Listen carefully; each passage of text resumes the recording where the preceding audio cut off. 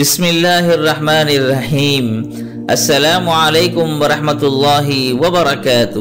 معزز ناظرین و سامعین، تندرستی ہزار نعمت ہے۔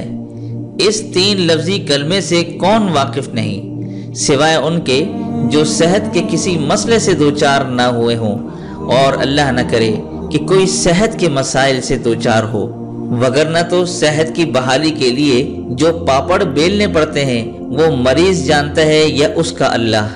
صحت و تندرستی اللہ غفور الرحیم نے دینی ہے، مگر اس کے کچھ اسباب بنتے ہیں، جیسے ہسپتال، ڈاکٹرز، نرسز، ہسپتال کا عملہ، محکمہ ہیلتھ اور اس کے افراد، ادویات بنانے والے ادارے، فیکٹریاں، میڈیکل ٹریننگ انسٹیٹیوٹ وغیرہ وغیرہ، جو سب آج بزنس کا درجہ اختیار کر چکے ہیں۔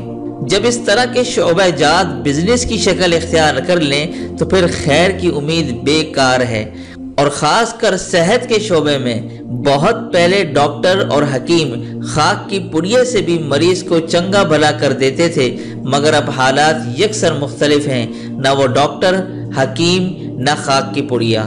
واقعی اگر انسان صحت مند اور توانا ہو تو وہ ہر مشکل سے مشکل کام کو بھی کرنے کا پکا ارادہ کر لیتا ہے، وہ دین کا کام بھی زیادہ اور اچھے انداز سے کر سکتا ہے، اور دنیا کے کام بھی احسن طریقے سے سر انجام دے سکتا ہے، لیکن بشرطے کہ وہ صحت مند ہو۔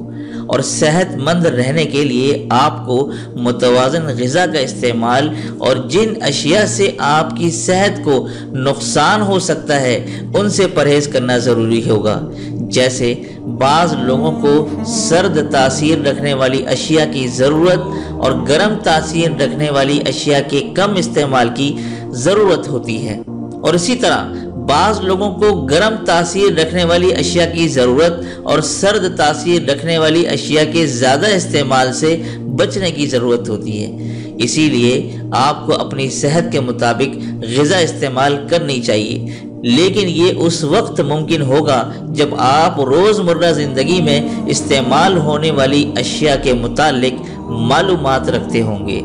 تو اسی سلسلے کو آگے بڑھانے سے پہلے آپ تمام نئے حضرات سے گزارش ہے کہ جن حضرات نے آسک مسلم ٹیچر کو سبسکرائب نہیں کیا تو یہ ریڈ کلر کا سبسکرائب کے بٹن ہے، اس کو کلک کر کے برابر میں بیل نوٹیفیکیشن کو لازمی دباتے جائیں، تاکہ اسی طرح کی اسلامی اور صحت سے متعلق معلومات آپ کو وقتاً فوقتاً بذریعہ نوٹیفیکیشن حاصل ہوتی رہیں۔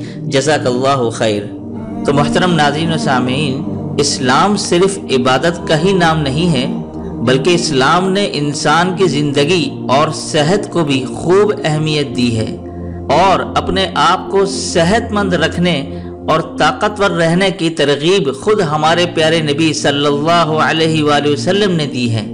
چنانچہ حدیث میں آتا ہے کہ حضور صلی اللہ علیہ وآلہ وسلم نے فرمایا کہ قوی یعنی طاقتور مومن کمزور مومن سے بہتر ہے، اس لیے کہ اگر تم زیادہ صحت مند رہو گے تو زیادہ بہتر طریقے سے عبادت کر سکو گے، اور سچی بات بھی یہی ہے کہ اگر صحت جیسی نعمت ہمارے پاس نہ ہو تو ہم اللہ کی دی ہوئی کسی نعمت کو انجوائے نہیں کر سکتے، اور اسی وجہ سے اللہ نے تمام نعمتوں میں صحت جیسی نعمت کو بلند مقام عطا کیا ہے، اور خود حضور صلی اللہ علیہ وآلہ وسلم فرماتے تھے، جس کا مفہوم ہے کہ جب بھی دعا مانگو صحت اور عافیت ضرور مانگو۔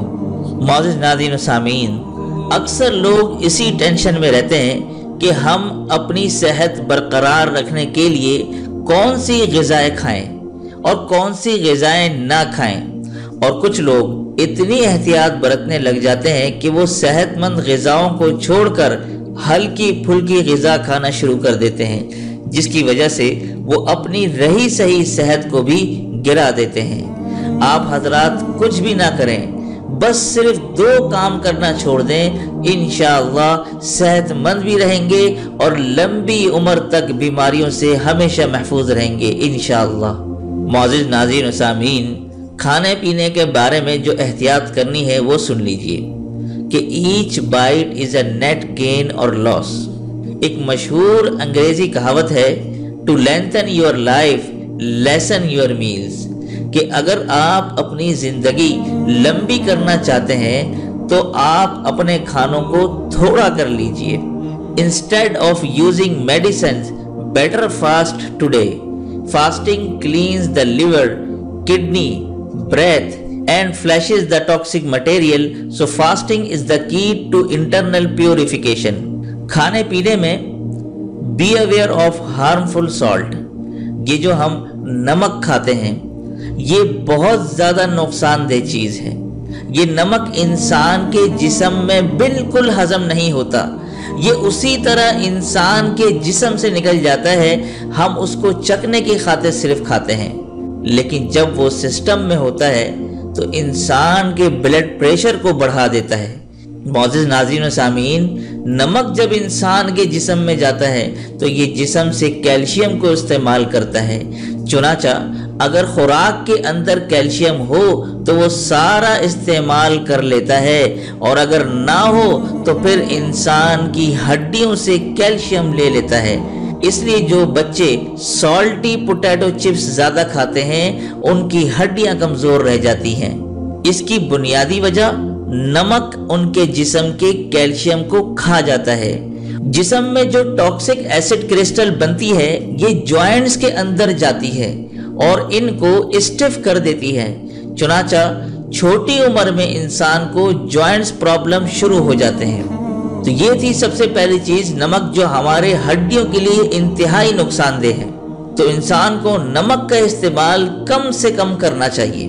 اسی طرح دوسری چیز جو نقصان دہ ہے وہ ہے شوگر. یہ جو ہم وائٹ شوگر استعمال کرتے ہیں یہ انسان کے لیے بالکل مفید نہیں ہے. اس کی عادت بن جاتی ہے. بس جو بندے سویٹ کھاتے ہیں پھر ان کا دل تھوڑی دیر کے بعد چاکلیٹ کھانے کو کرتا ہے. تو یہ بھی سگریٹ کی طرح ایک بیماری ہے. لیکن سائنس نے یہ ثابت کیا ہے کہ جو کینسر سیل ہے اس کے لیے شوگر ایک کینڈی کی مانند ہے. تو جب انسان میٹھا کھاتا ہے تو کینسر سیل بہت خوش ہوتا ہے اور وہ خوب بڑھنے لگتا ہے اور پھلتا پھولتا رہتا ہے. تو اسی لیے کہتے ہیں کہ your health is what you eat، کہ جو ہم کھاتے ہیں وہی ہماری صحت ہوتی ہے. اگر ہم اچھی عادتیں ڈال لیں کھانے پینے کے بارے میں تو ہماری صحت اچھی ہو جائے گی. آج کل سائنسی دور ہے، آپ دیکھیں گے کہ ہر کھانے کی چیز کے ڈبے پر کیلوریز لکھی ہوئی ہوتی ہیں اور لوگوں کا اس کا بہت زیادہ خبت ہے. ان کو حالانکہ ہم کیا چیز کھاتے ہیں یہ زیادہ اہم ہے بنسبت اس کے کہ ہم کتنی کیلوریز کھاتے ہیں. ہمیں چاہیے کہ ہم ہیلدی فوڈ کھائیں.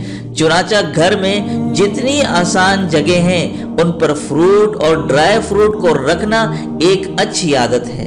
میز پر آسان جگہوں پر چیزیں رکھیں جہاں پر بچے بھی کھا سکیں اور بڑوں کو ضرورت ہو تو وہ بھی کھا سکیں. ہماری زندگیوں میں کھانے پینے میں چینی کا استعمال بہت زیادہ ہو گیا ہے اور یہ ٹاکسن ہے. چنانچہ سائنٹیفک ریسرچ نے یہ بتایا ہے کہ انسان کے جسم میں جو ٹیومر گروتھ ہوتی ہے شوگر اس کے لیے فیول کا کام کرتی ہے. دل کی بیماری کے لیے شوگر فیول کا کام کرتی ہے. سائنس نے یہ بتلایا کہ لوگ کوکین کی نسبت شوگر کی وجہ سے زیادہ مرتے ہیں، حالانکہ ہمارے جسم کو ڈائریکٹ شوگر کی ضرورت ہی نہیں ہوتی. جو فروٹ اور سبزی سے شوگر ملتی ہے وہ ہمارے جسم کے لیے کافی ہوتی ہے. آپ جانوروں کو دیکھیں کہ وہ سبزی کھاتے ہیں اور ان کی صحتیں کتنی اچھی ہوتی ہیں. ان کو وہیں سے شوگر مل جاتی ہے. جس طرح انسان کو سگریٹ کی عادت ہو جاتی ہے اسی طرح لوگوں کو شوگر کی عادت ہو جاتی ہے. چنانچہ وہ میٹھی چیزیں کھانے کے عادی بن جاتے ہیں. معزز ناظرین و سامعین، یہ ہیں دو اہم چیزیں کہ جس کا استعمال ہم روز مرہ کی زندگی میں بہت زیادہ استعمال کرتے ہیں. تو ہمیں چاہیے کہ اگر ہم خوب صحت مند رہیں اور لمبی عمر تک کسی بیماری کا شکار نہ رہیں تو آپ ان دو چیزوں کا استعمال کم سے کم نہ ہونے کے برابر کر دیں. اسی لیے کہتے ہیں احتیاط علاج سے بہتر ہے. خالص اور صاف ستھرا کھانا، ورزش ہماری تندرستی کی ضامن ہو سکتی ہے جو ہم اس وقت تک نہیں کرتے جب تک ڈاکٹر نہ کہے. تو آئیے عہد کرتے ہیں کہ ہم اپنی زندگی کو صحت مند اور تندرست بنانے کی بھرپور کوشش کریں گے تاکہ ہم اپنا دین کا کام اور دنیا کا کام احسن طریقے سے انجام دے سکیں۔ تو اسی کے ساتھ ہم دعا گو ہیں کہ اللہ تبارک و تعالی ہمیں تمام تر بیماریوں سے محفوظ فرمائے اور ہمیں صحت مند زندگی گزارنے کی توفیق عطا فرمائے۔ آمین ثم آمین، وآخر دعوانا ان الحمد للہ رب العالمین۔